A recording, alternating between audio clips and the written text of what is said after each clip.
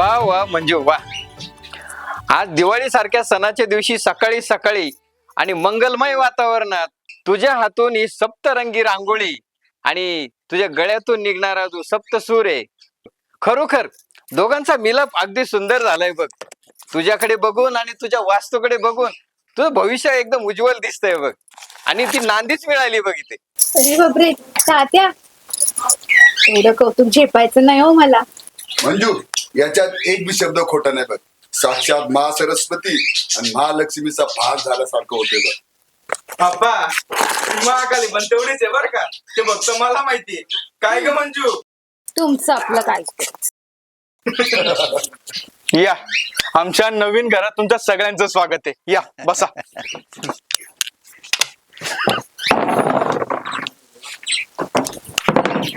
बसा या आप्पा.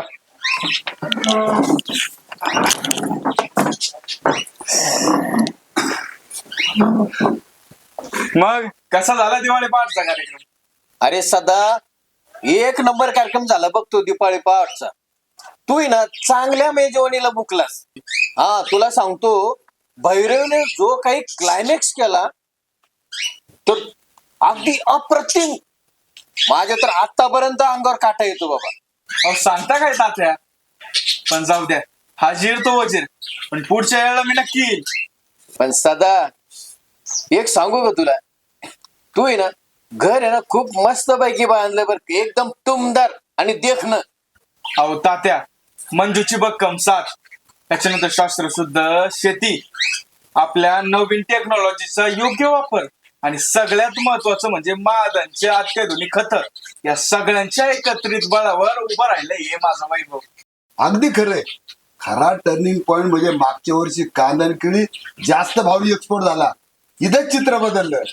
अहो भाव काय कमी जास्त होतच राहतो, पण ज्याचा माल दर्जेदार असतो ना त्याचीच नौका पार होते बघा या जागतिक बाजाराच्या समुद्रातून. अगदी बरोबर बोललात तात्या. अहो जातीच्या शेतकऱ्यानं आपल्या पिकाच्या उत्पादनाच्या वाढीपासून खर्च लक्षात घेऊन आपल्या मालाचा दर्जा कसा उच्च ठेवता येईल हे उद्दिष्ट पाहिजे, नाही का हो नाना? आता तुला काय सांगू सदा, शेतीतील पिछे बोसते रे.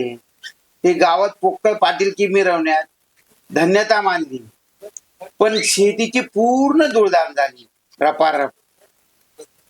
अहो नाना, अहो एवढ्या लवकर काही मन खट्टू करायची गरज आहे का? आता स्वतःची चूक कळाली ही तर बदलाची नांदी आहे. आणि हा ते म्हणतात ना, देर आहे पण दुरुस्त आहे. आणि आपल्या उपनिषदात पण किती छान प्रार्थना केली, तम सोमा ज्योतिर्गमय. ती काय उगीच केली होय? अगदी बरोबर. आमच्यासारखी जीवाभाऊची माणसं असताना तुम्हाला काळजी करायचं काय कारण आहे?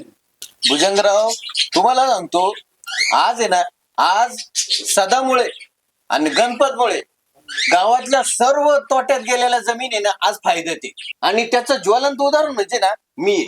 हा तर भुजंगराव, आता ठरलं आपलं.